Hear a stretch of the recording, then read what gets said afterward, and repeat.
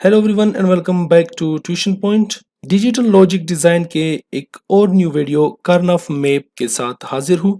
आज की इस वीडियो में हम कार्नफ मैप या के मैप के बारे में बात करेंगे कि ये है क्या, किस लिए हम इसे यूज़ करते हैं और कैसे इसके थ्रू हम एग्जाम्पल सॉल्व करते हैं। तो चलिए वीडियो को स्टार्ट कर लेते हैं। Hey there. Subscribe to my channel.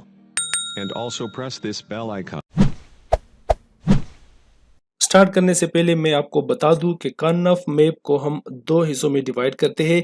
एक में हम सिर्फ ये जानेंगे कि के मैप होता क्या है और किस तरह हम बुलियन एक्सप्रेशन को प्लॉट करते हैं के मैप के ग्राफ पे। फिर नेक्स्ट वीडियो में इंशाल्लाह हम कुछ एग्जांपल करेंगे जिससे हमें पता चलेगा कि के मैप के थ्रू हम किस तरह बुलियन एक्सप्रेशन को सिंप्लीफाई करते हैं। राइट, तो आज जो है इस वीडियो के फर्स्ट पार्ट को स्टार्ट करते हैं। कर्नफ मैप को एक अमेरिकन फिजिस्ट मॉरिस कर्नफ ने 1952 में इन्वेंट किया था, जो कि यूज होता है बुलियन एक्सप्रेशन को सिंप्लीफाई करने के लिए। अब के मैप क्या है? ये अरेज ऑफ सेल है जिसका हर सेल रिप्रेजेंट करता है इनपुट के खास बाइनरी वैल्यू को। के मैप हम यूज कर सकते हैं 2, 3, 4, 5 इवन फॉर 6 वेरिएबल, लेकिन हम यहाँ सिर्फ 2, 3 एंड 4 वाली वेरिएबल को स्टडी करेंगे। दो वेरिएबल के लिए नंबर ऑफ सेल्स 4 होंगे, जो कि आप देख भी सकते हैं। 3 वेरिएबल्स के लिए नंबर ऑफ सेल 8 होंगे, या हम इस तरह लिख सकते हैं या फिर इस तरह लिख सकते हैं। ये सिर्फ आपको समझाने के लिए कि इस तरह हम सेल्स बनाते हैं। अब इसमें हम वेरिएबल कैसे लिखते हैं वो आगे चल के मैं समझाता हूँ। और सेम इसी तरह 4 वेरिएबल्स के लिए नंबर ऑफ सेल्स 16 होंगे, जिसको हम इस तरह लिख सकते हैं। अब बारी बारी देखते हैं कि 2 वेरिएबल वाले को, 3 वेरिएबल वाले को और 4 वेरिएबल वाले को किस तरह हम प्लॉट करते हैं के मैप पे। तो सबसे पहला है 2 वेरिएबल वाला। जब हमारे पास 2 वेरिएबल्स हो तो 2 two power 2 is equal to 4, तो हमारे पास नंबर ऑफ सेल कितने होंगे? 4। नंबर ऑफ सेल्स किस स्टाइल में होंगे? इस स्टाइल में होंगे। इसके अलावा जो है वो इस तरह भी हम 4 सेल्स को लिख सकते हैं, लेकिन इस तरह जो है वो पॉसिबल नहीं है। या हम इसको जो है इस तरह भी लिख सकते हैं, लेकिन ये भी जो है वो पॉसिबल नहीं है। आपने जस्ट इस तरह जो है आपने ये 4 सेल्स बनाने हैं, ये अरे ऑफ सेल आपने इस तरह बनाने हैं। अब अगर दो वेरिएबल है, एक x है एक y है, तो जो x है वो आपने यहाँ पर लिखना है और y जो है आपने ऊपर लिखना है। अगर a b है तो a आपने यहाँ पर लिखना है और b जो है आपने यहाँ पर लिखना है। इसकी आपको समझ आ गई? हमने मिनट्रम में कहा था कि जब नॉर्मल वैल्यू हो, मतलब a हो या x हो या जो भी हो, जो नॉर्मल वैल्यू हो, उसको हम रिप्रेजेंट करेंगे 1 से।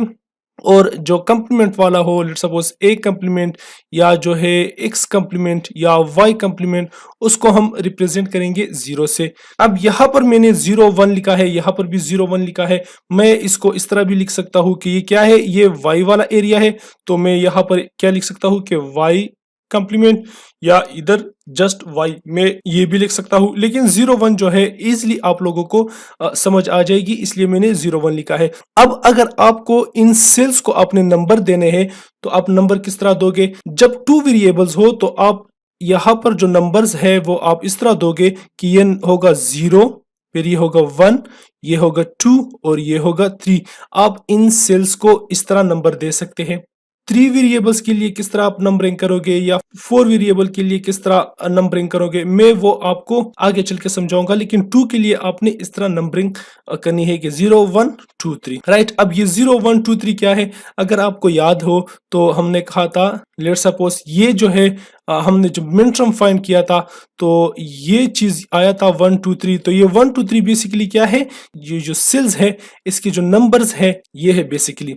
मैंने वहां भी आप लोगों को समझाया था कि ये चीज बहुत ज्यादा यूज होती है के मैप में। ये मिनटर्म या मिक्सटर्म बहुत ज्यादा यूज होती है के मैप में। राइट, तो ये 1 2 3 जो है, ये नंबर जो है, ये सेल्स के नंबर, यहाँ पर अगर इस तरह जो है एक इक्वेशन है जिसके मिनटर्म ये नंबर्स आए हैं, तो हम क्या करेंगे कि 1 में यहाँ पर 1 लगेगा, फिर 2 में 1 हम लिखेंगे और फिर 3 में 1 लिखेंगे।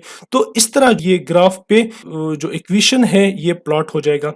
अब हम कुछ एग्जांपल करेंगे ताकि आपको सही से समझ आ जाए कि किस तरह आपने एक बुलियन एक्सप्रेशन को जो है वो प्लॉट करना है। सबसे पहले जो है हमें सिंपल जो है वो इक्वेशंस गिवन है, एक है x कंप्लीमेंट y और दूसरा है xy। तो x कंप्लीमेंट y को पहले देखते हैं। देखो ये है x, राइट।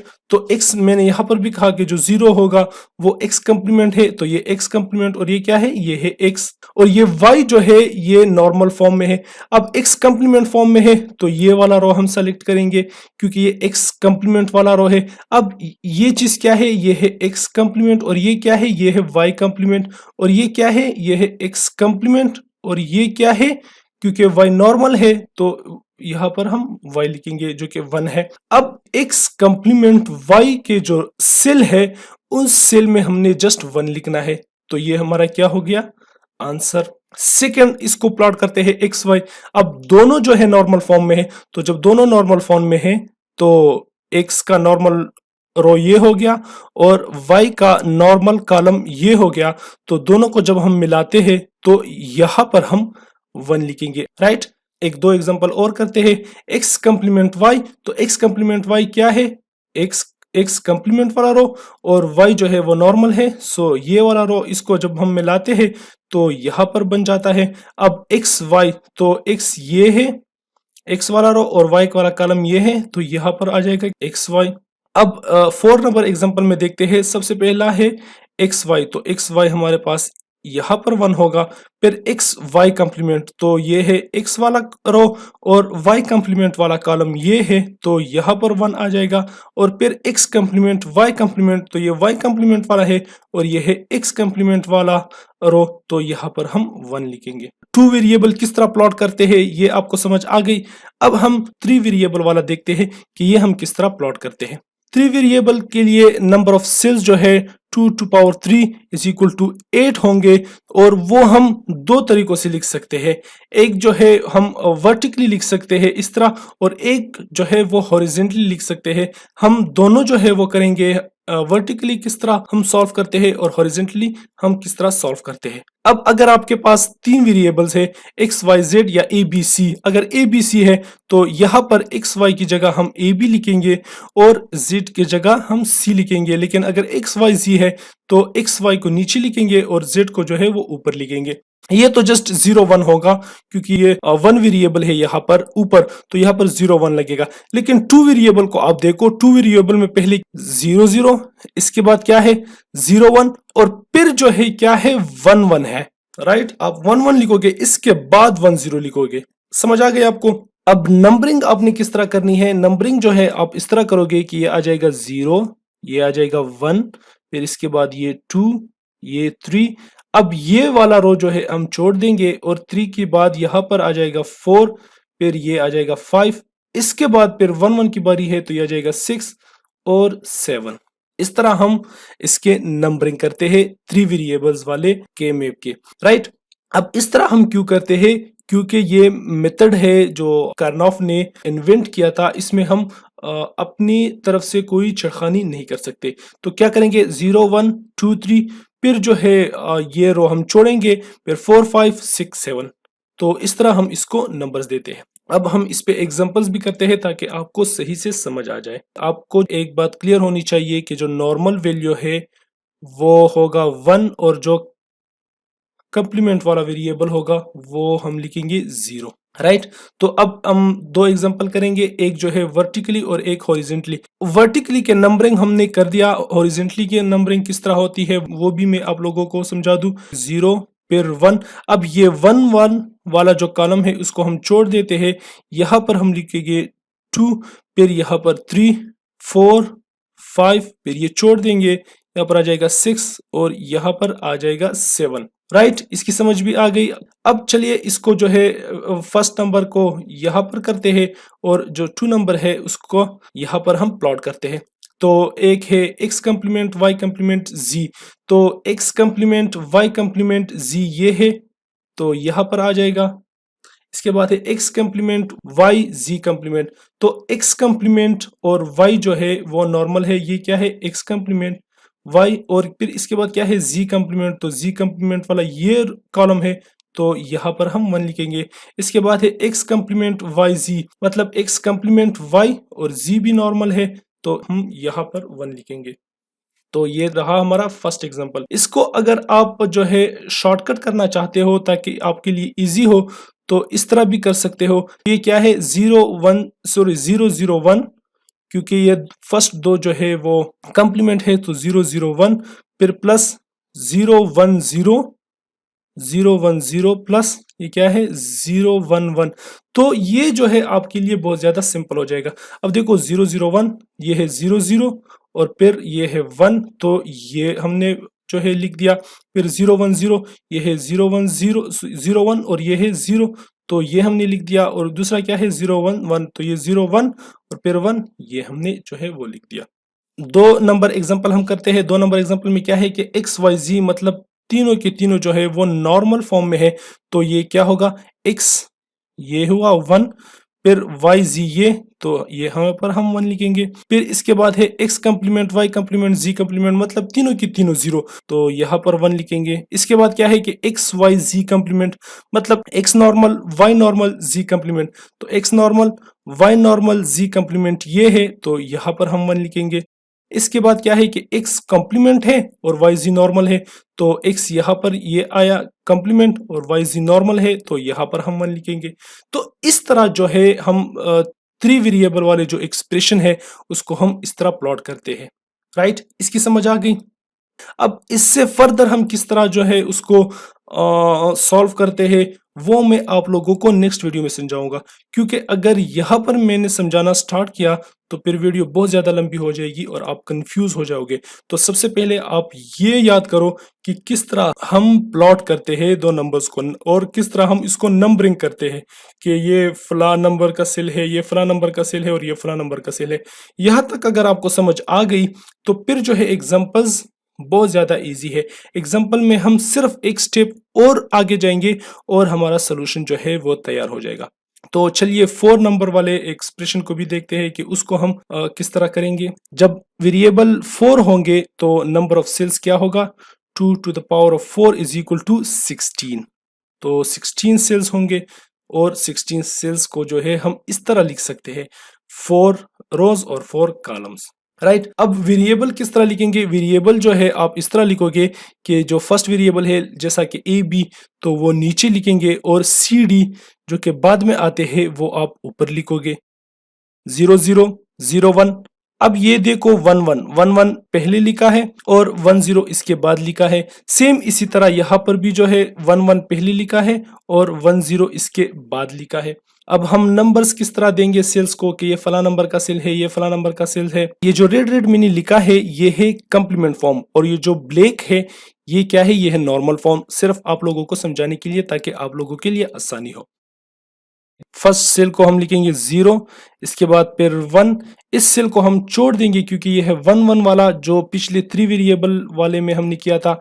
अब ये हो जाएगा 2 और ये सेल दोबारा हम लिखेंगे 3। इसके बाद सेम ये है जाएगा 4, फिर ये 5, ये 6 और सॉरी इसको हम छोड़ देंगे, ये हो जाएगा 6 और ये हो जाएगा फिर 7।